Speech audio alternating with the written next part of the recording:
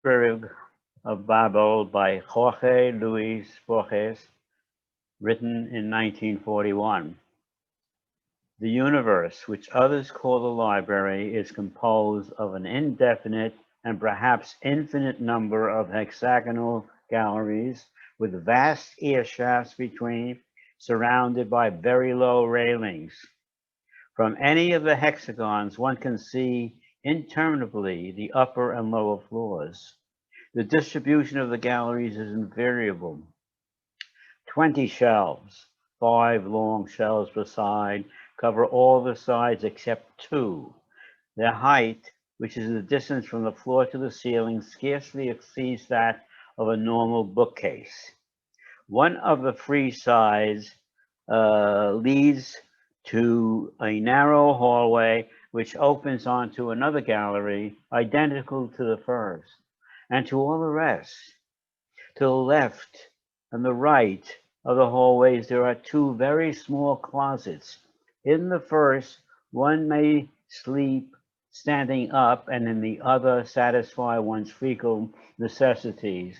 Also, through here passes a spiral stairway which sinks abysmally and soars upwards to remote distances.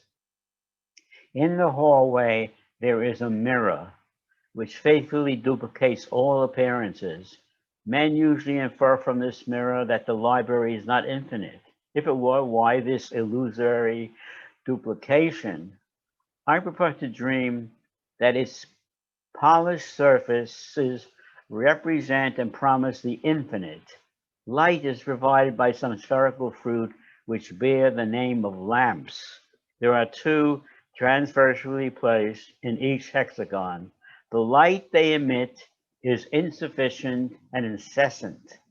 Like all men of the library, I have traveled in my youth.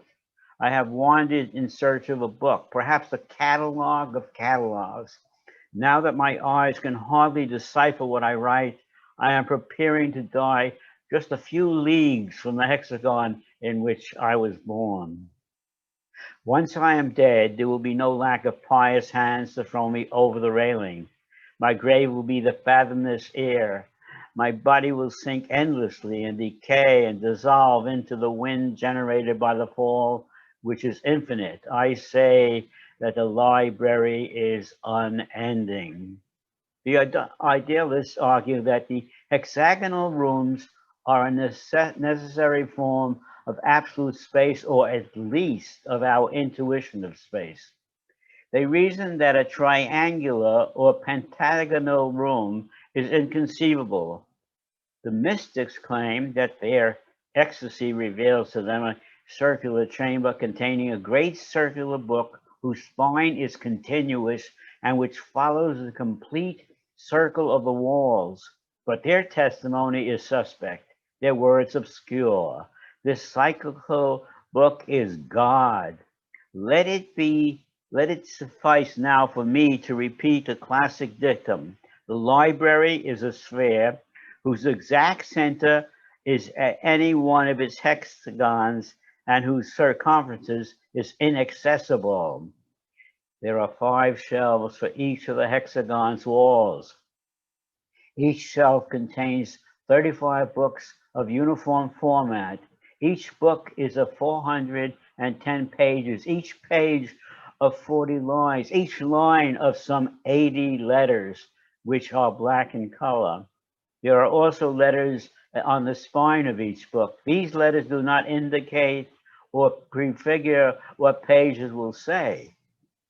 I know that this incoherence at one time seemed mysterious. Before summarizing the solution, whose discovery, in spite of its tragic projections, is perhaps the capital fact in history, I wish to recall a few axioms.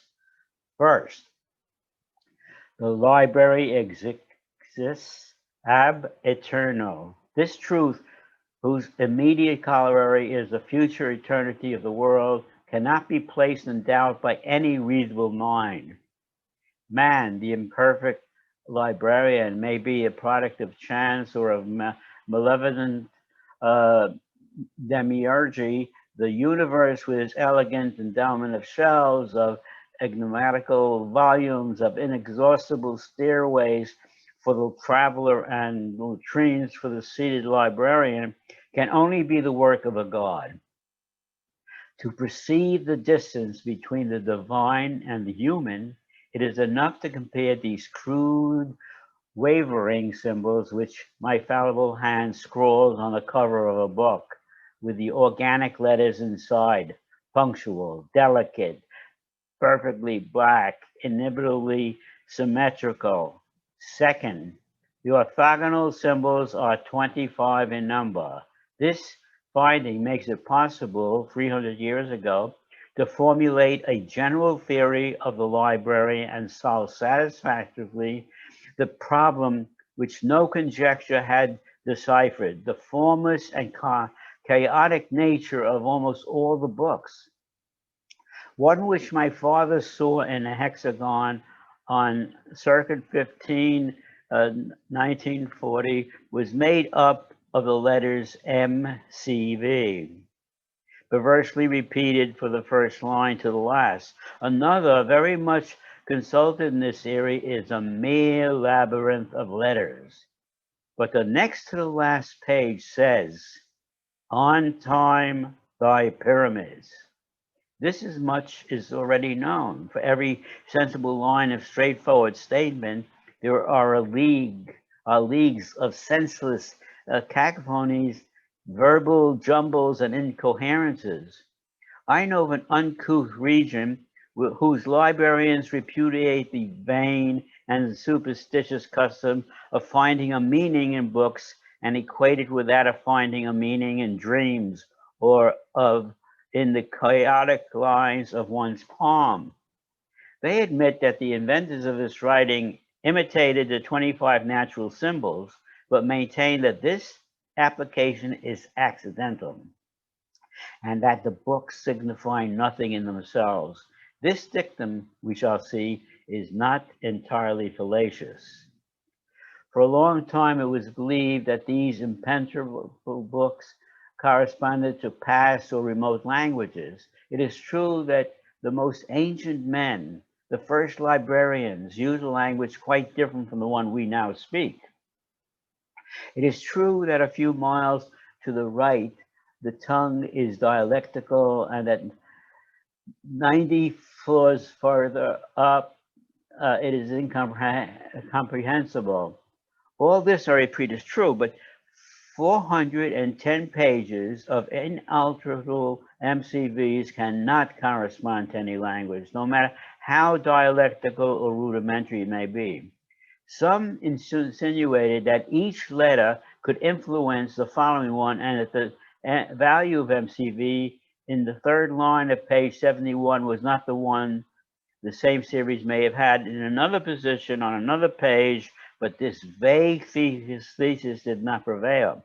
Others thought of cryptographs. Generally, this conjecture had been accepted, though not in the sense in which it was formulated by its originators. 500 years ago, the chief of an upper hexagon came upon a book as confusing as the others, but which had nearly 2 pages of homogeneous lines. He showed his find to a wandering decoder who told him the lines were written in Portuguese. Others said they were Yiddish. Within a century, the language was established as Semitic, Lithuanian dialect of Guarani, with classical Arabian inflections. The content was also deciphered. Some notions of combinative analysis illustrated with examples of variations with unlimited repetition. These examples made it possible for a librarian of genius to discover the fundamental law of the library. This thinker observed that all the books, no matter how diverse they may be, are made up of the same elements: the space, the period, the comma, the 22 letters of the alphabet. He also alleged a fact which travelers have confirmed: in the vast library, there are no 2 identical books. From these two incontrovertible premises, he deduced that the library is total and its shelves register all the possible combinations of the 20-odd orthographical symbols, a number which, though extremely vast, is not infinite. Everything, the minutely detailed history of the future, the archangel's autobiographies, the faithful catalogs of the library, thousands and thousands of false catalogs, the demonstration of the fallacy of those catalogs, the demonstrations of the fallacy of the true catalog, the Gnostic gospel of Basilides, the commentary on the gospel, the commentary on the commentary on that gospel, this true story of your death, the translation of every book in all languages, the interpolations of every book in all books. When it was proclaimed that the library contained all books, the first impression was one of extravagant happiness. All men felt themselves to be masters of an intact and secret treasure. There was no personal or world problem whose eloquent solution did not exist in some hexagon. The universe was justified. The universe suddenly usurped the unlimited dimensions of hope. At that time, a great deal was said about the vindications, books of apology and prophecy, which vindicated for all time the acts of every man in the universe and retained prodigious arcana for his future. Thousands of the greedy abandoned their sweet native hexagons and rushed up the staircase, urged on by the vain intention of finding their vindication. These pilgrims disputed in the narrow corridors, proffered dark curses, strangled each other on the divine staircase or ways, flung the deceptive books into the air shafts, met their death cast down in a similar fashion by the inhabitants of remote regions. Others went mad. The vindications exist. I have seen two which refer to persons of the future, to persons who are perhaps not imaginary, but the searchers do not remember that the possibility of a man's finding his vindication or some treacherous variation thereof can be computed as zero. At that time, it was also hoped that a clarification of humanity's basic mysteries, the origin of the library and of time, might be found. It is very similar that these grave mysteries could be explained in words. In the language of philosophers is not, if it's not sufficient, the multiform library will have produced the unprecedented language required with its vocabularies and grammars.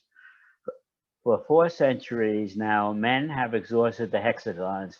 There are official searchers, inquisitors. I have seen them in the performance of their function. They always arrive extremely tired from their journey. They speak of a broken staircase which almost killed them. They talk with the librarian of galleries and stairs. Sometimes they pick up the nearest volume and leaf through it, looking for infamous words. Obviously, no one expects to discover anything. As was natural, the inordinate hope was followed by excessive depression. The certain too that some shelf in some hexagon held precious books, and that these precious books were inaccessible seemed almost intolerable. A blasphemous sect suggested that the searchers would cease and that all men should juggle letters and symbols until they construct an improbable gift of chance. These canonical books. The authorities were obliged to issue several orders. The sect disappeared. But in my childhood, I have seen old men who for long periods of time would hide in the latrines with some metal discs in a forbidden dice cup and feebly mimic the divine disorder. Others inversely believed that it was fundamental to eliminate useless works. They invaded the hexagons, showed credentials that were not always false, leafed through a volume with displeasure and condemned whole shelves. Their hygienic, ascetic furor caused the senseless perdition of millions of books. Their name is execrated for those who deplore the treasures destroyed by this frenzied neglect two important notable facts. One, the library is so enormous that any reduction of human origin is infinitesimal. The other, every copy is unique, irreplaceable, but since the library is total, there are always several 100,000 imperfect facsimiles, works which differ only in a letter or a comma. Counter to general opinion, I venture to suppose that the consequences of the purifier's depredations had been exaggerated by the horror these fanatics produced. They were urged on by the delirium of trying to reach the books in the crimson hexagon, books whose format is smaller than usual, all-powerful, illustrated, and magical. We also know of another superstition of that time, that of the man of the book. On some shelf, in some hexagon, men reason, there must exist a book which is the formula and perfect compendium of all the rest. Some librarian has gone through it, and he is analogous to a god. In the language of this zone, vestiges of this remote functionary's cult still persist. Many wandered in search of him for a century. They have exhausted in vain the most varied areas. How could one locate the venerated and secret hexagon which housed him? Someone proposed a regressive method to locate book A. Consult first book B, which indicates A's position. To locate book B, consult first a book C, and so on to infinity.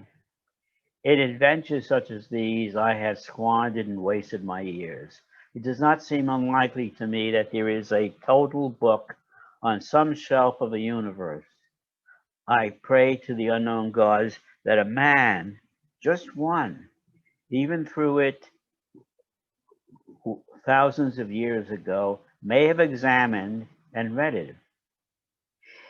If honor and wisdom and happiness are not for me, let them be for others. Let heaven exist, though my place be in hell.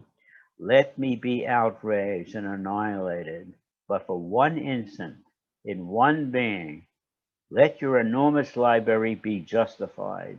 The impious maintain that nonsense is normal in the library, and that the reasonable and evil, humble and pure coherence is an almost miraculous exception. They speak, I know, of the feverish library whose chance volumes are constantly in danger of changing into others and affirm, negate, and confuse everything like a delirious divinity. These words, which not only denounce the disorder, but exemplified as well, notoriously prove that the author's abominable taste and desperate ignorance. In truth, the library includes all verbal structures, all variations permitted by the 25 orthographical symbols, but not a single example of absolute nonsense. It is useless to observe that the best volume of many hexagons under my administration is entitled The Combed Thunderclap, and another, The Plaster Cramp, and another, These phrases, at first glance incoherent, can be no doubt justified in a cryptographical or allegorical manner. Such a justification is verbal, and ex hypothesis already figures in the library. I cannot combine some characters, which the divine library has not foreseen, and which in one of its secret tongues do not contain a terrible meaning. No one can articulate a symbol which is not filled with tenderness and fear, which is not in one of these languages. The powerful name of God. To speak is to fall into tautology. This wordy and useless epistle already exists in one of the 30 volumes of the 5 shells of one of the innumerable hexagons, and its refutation as well. An n number of possible languages use the same vocabulary. In some of them, the symbol library allows the correct definition, a ubiquitous and lasting system of hexagonal galleries. But the library is bread or pyramid or anything else, and these 7 words which define it have another value. You who read me are sure of my understanding my language. The methodical task of writing distracts me from the present state of men. The certitude that everything has been written negates us or turns us into phantoms. I know of districts in which the young men prostrate themselves before the books and kiss their pages in a barbarous manner, but they do not know how to decipher a single letter. Epidemics, heretical conflicts, peregrinations, which inevitably degenerate into banditry, have decimated the population. I believe I have mentioned suicides more and more frequent with the years. Perhaps my old age and fearfulness deceive me, but I suspect that the human species, the unique species, is about to be extinguished. But the library will endure, illuminated, solitary, infinite, perfectly motionless, equipped with precious volumes, useless, incorruptible secret. Have just written the word infinite. I have not interpolated this adjective out of rhetorical habit. I say that it is not illogical to think that the world is infinite. Those who judge it to be limited postulate that in remote places the corridors and stairways and hexagons can conceivably come to an end, which is absurd. Those who imagine it to be without limit forget that the possible number of books does have such a limit. I venture to suggest a solution to the ancient problem. The library is unlimited and cyclical. If an eternal traveler were to cross it in any direction, after centuries he would see that the same volumes were repeated in the same disorder, which thus repeated would be an order, the order. My solitude is gladdened by this elegant hope. The end.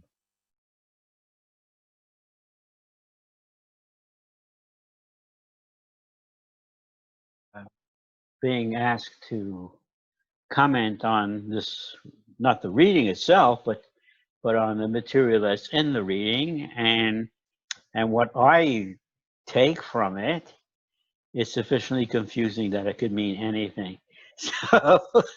So, but you get the feeling that there is this idea that the world is known. It's known in some way in this material, and but no one knows what is known about it, and so that all we could do is read it and understand that even though the world seems infinite, but it's not because it's repetitive. Things just happen the same way, and the idea, it would seem to me that the idea that it's infinite is only because the people who read it don't understand at all, or anyone could understand what is being said about knowledge in this world.